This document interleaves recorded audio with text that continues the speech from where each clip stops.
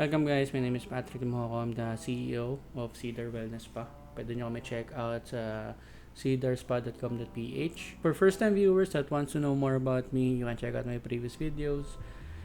Some existing viewers, we're back from a flop. Okay, so nag-flop yung huli nating video. And okay lang yan. I mean, as long as educational yung video na yun, kahit 130 plus lang ata yung nakapanood, it's still a win for me. For this time, discuss naman natin yung franchising. Okay? So, with franchising kasi, naniniwala ako na hindi ka dapat nagka-franchise if less than 2 million or 1 million lang yung total expenses mo or even lower. Okay? Why? Okay? So, para malaman natin kung bakit, kailangan natin malaman muna kung bakit ginagawa ng corporation or ng company yung franchise. Ito yung company. Okay? So, ang goal ng company, kaya siya nag-franchise, number one, is gusto niya na mag-extend or mag-expand ng mga branches in different locations. Okay? Kasi usually, yung franchise, alam naman natin na brick and mortar business siya or physical store siya. Two, gusto niya mas mapabilis tong expansion. Meaning, maghahanap siya ng tao na willing mag-franchise, so ayun yung franchisee, para bayaran yung expansion niya. Okay? So, ito yung pera. Okay? Pangatlo, mas economical kasi yun. Okay? Bakit? Kasi kung, kunyari, ito yung first company niya, ay ito yung first branch niya.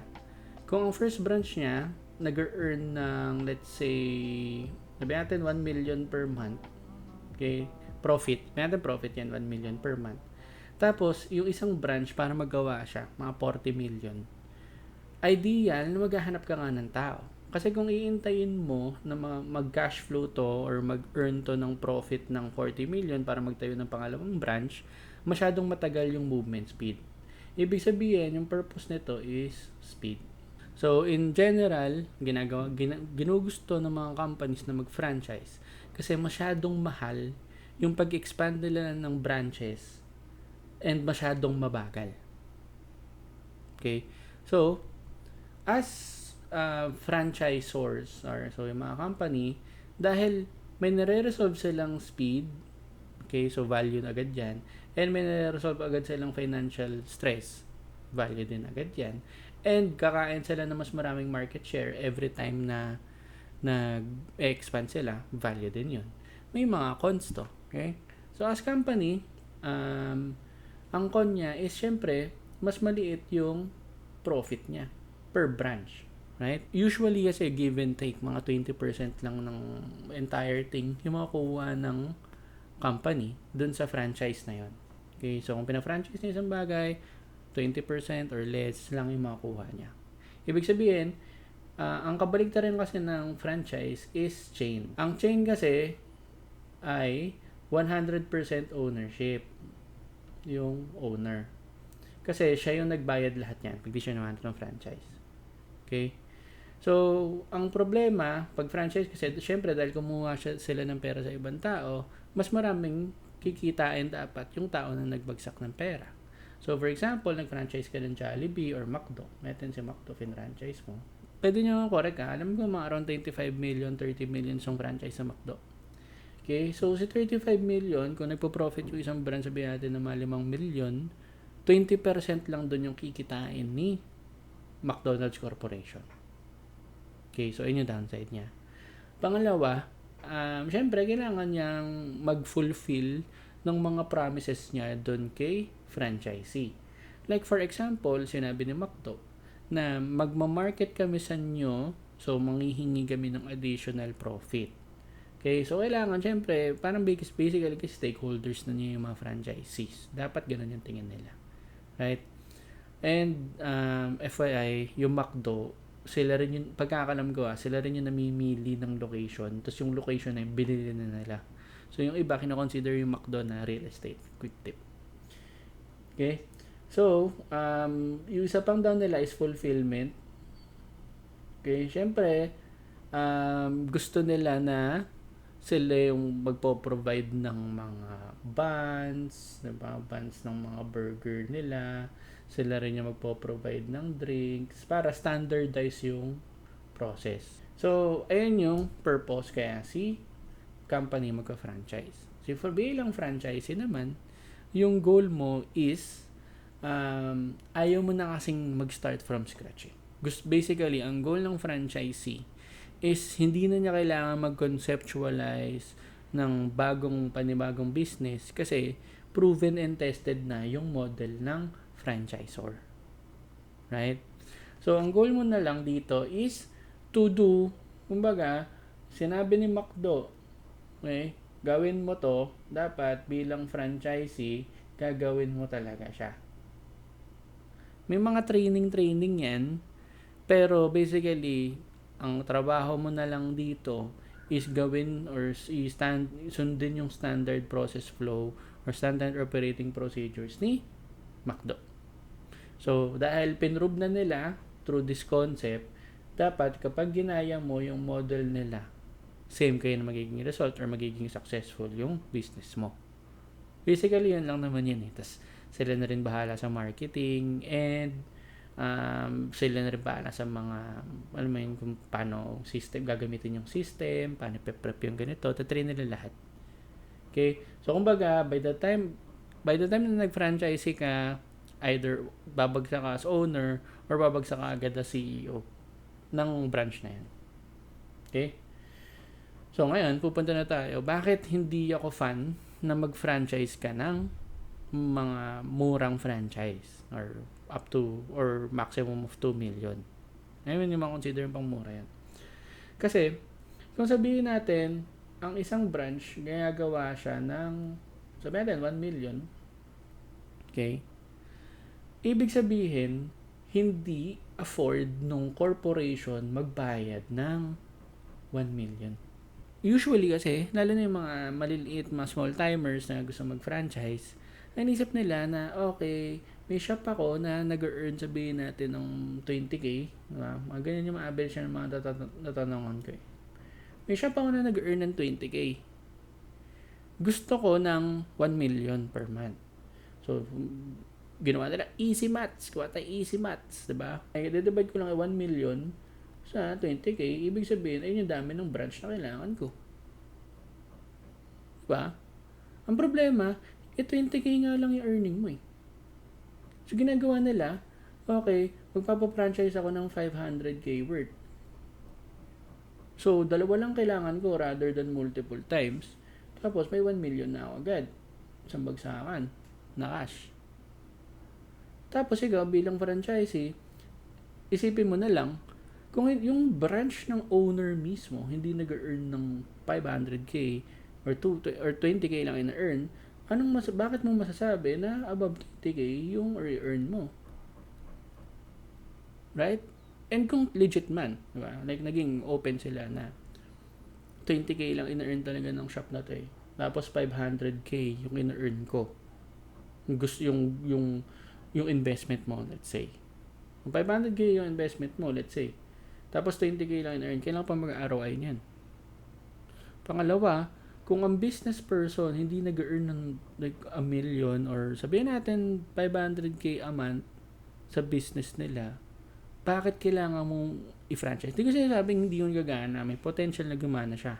Pero bakit ka mag-i-invest sa something na hindi pa proven? Diba nga, ang purpose ng franchisee is gawin na lang yung trabaho, yung inuutos ni McDo kasi proven and tested na yung system na yun. So, kung pasok ka sa franchise na hindi pa ganun kakilala, bago pa lang, hindi pa kumikita ng malaking pera, nag-i-invest ka sa something na hindi pa proven. Kaya pansin mo, sobrang pansinin nyo, sobrang daming franchise na bigla na nagsisulputan, tapos biglang ganun din sila kabilis mawawala.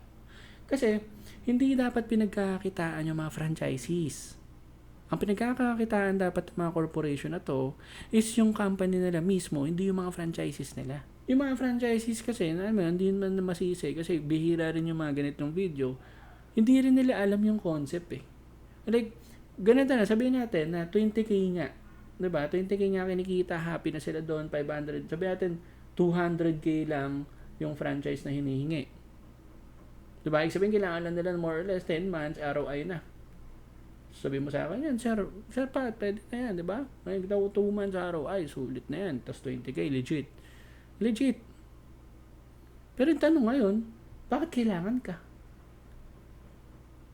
Kung ako, owner, may branch ako na kumikita ng 20k per month, tapos kailangan ko lang ng 200k para mag-expand ng panibagong branch, edi ako na lang din yung mag-expand ng panibagong branch, 100% profit pa ako. Ba't ko kailangan ng kahati, ng 80%? Kung pwede naman siya sa akin lahat. Doon nagkakaroon ng problem is kapag masyadong maliit, tas profitable, walang sense sa owner ng corporation na ipa-franchise siya. Kasi mura lang naman mag-expand Tapos, pero, kung hindi kaya, kasi hindi pala kaya talaga mag-earn ng isang branch ng ganun kabilis, batagal yung bakit niya fina-franchise? Ibang usapan na kasi, kunwari, sabihin natin 20 million. Iba na yan. Kailangan mo na talaga na yan. So, ang tagal ng biyahe mo. Ang tagal ng movement mo. Ang tagal mong kakainin yung market share. Pero may ganito. Matik to 200k. Uso-uso yan. 200k, 500k, 1 million. And kamakadalasan, FYI, ito yung mga Ponzi scam So, hindi nakakalam ng mga Ponzi scam yung manghingi sila ng investment sa'yo. Pahingi ng peso. Tapos, pag nakarinig ka ng guarantee, may 20% return, may percent return, or may guarantee na ganitong return, peke yan, Ponzi scam yan. Okay? Kasi yung ginagawa ng mga yan, binibenta nila yung hope. Binibenta nila yung dream na yayaman ka. Okay, sabihin nila, magpagsa ka ng 500,000. Pinaka-target naman OFW. Bagsa ka ng 500,000, mag-ROI ka ng 2 years, wala ka nang kailangan gawin, kami na bahala sa lahat. Kung makapagsalita ka, alam mo, talo pa si McDo. Sobrang dami sobrang daming nagtatanong sa akin, mag-franchise ba ako? Hindi. Kasi mas naniniwala ako sa build and sell. So, mag-build ako ng mga businesses, then ibibenta ko sila. Rather than mag-franchise ako. Alam nyo yung mga tinutukoy ko, guys. Kung sinong mga franchise, anong mga franchise yung mga to. Ipopost ako, okay, gawin natin, balikan natin, 2024 plus 5 years, 2029. Check natin kung sinong buhay. Yung business ko, o yung mga franchise na maliliit. Tapos, by the way, meron pa tayong usay mga siomay. Yung mga, alam nyo yun, yung manilagay sa LRT. So, yung tanong sa akin, ito sir, pwede ba i-franchise to? Lagi nyo isipin na ang corporation, bago siya, hindi ko nilalahat Hindi ko rin alam kung totoo ba to. Okay? Yung mga corporation na nagpa-franchise ng mga maliliit na stalls, sa mga LRT, sa mga mall, matatalino na yung mga yan. Bakit? May mga team yan so nakangiti yung mga yan. Ibig sabihin, may mga location, for example, may tinayong mall sa gitna ng Commonwealth. Diba? Tinayong mall dyan, may malaking mall dyan sa Commonwealth. Bago pa matapos yung mall na yan, alam na ng corporation kung ano yung potential foot traffic or potential sales ng mall na to. Kasi ganun sila, may data sila Okay? Ibig sabihin, diba? Kung iisipin nyo, pwedeng gawin ng corporations na to ay sila na lang yung magtatayo ng, diba? Sila na lang yung magtatayo ng branch or stall dito. Kasi tandaan nyo, bago ka, for example, yung mga siomaya na sikat, bago ka magtayo ng stall dyan, tatanungin nila, asang location ka? Okay? Tapos, pag sinari, ikaw, may bilang matalinong mamamayan, sinabi mo, gusto ko yung bagong mall dito. Sabihin nila, hindi, meron ng franchise dyan. Pwede na lang sabihin yun. Meron na nagka-franchise dyan, 3. Diba? Either, alam na talaga nila, pwedeng ganun, or, sinabi mo kasi, nabalak mo itayo dito. Check nila yung potential nun. Tapos, sasabihin nila, may nakakuha na yan. Pero in reality, sino ba talaga kumuha? Ibang tao ba? O yung nagpa-franchise? Sipin nyo. Okay? So, that's it for today. Try kong pabilisin lahat ng mga videos ko. Sorry naging busy. Alam nyo naman, be a businessman first before a content creator.